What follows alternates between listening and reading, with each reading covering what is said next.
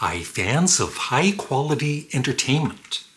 So I'm reviewing and ranking all of David Bowie's studio albums, and up next is his third album, The Man Who Sold the World, or the original title was, I guess, supposed to be Metrobolist.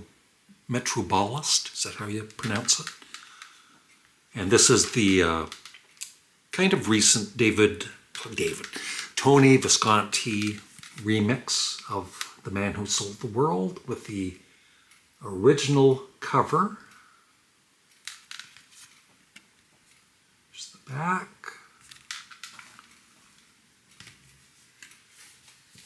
Pictures of David inside. Yeah, Tony Visconti. I wanted to mention, well, even David's 1967 debut album, the production is really good. So I feel, except for maybe the 80s because of the 80s production, but even his 80s production was better than some other artists. He's always had really good production, is what I'm trying to say. There's the label.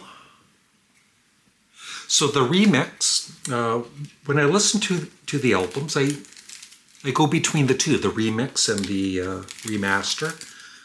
They both have their good points, nothing really negative. Even this original remaster sounds great. So this was, I'm getting a little confused here. I think was the US cover and Canadian cover? And this was the UK cover, or maybe the other way around. Maybe this was the US cover. There. Love that label, very cool.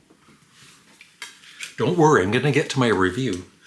I feel like I kind of didn't take my time with the last review. This comes with lyrics. So, I have played this quite often, so I know the album very well. But that being said, I hadn't played it in probably a year or so. I've been playing other David Bowie albums, of course. And if you know David Bowie and like him, but you don't know this album,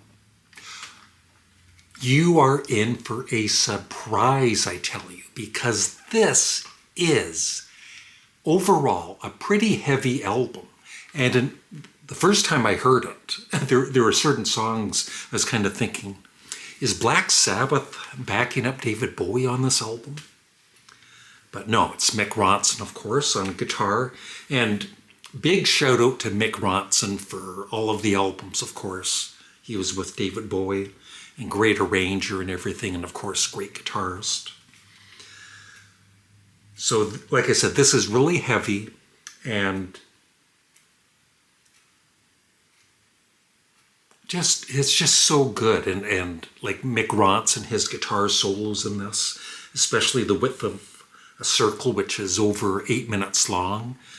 And I would say the heaviest song, I think it's, yeah, She Shook Me Cold, especially near the end of that.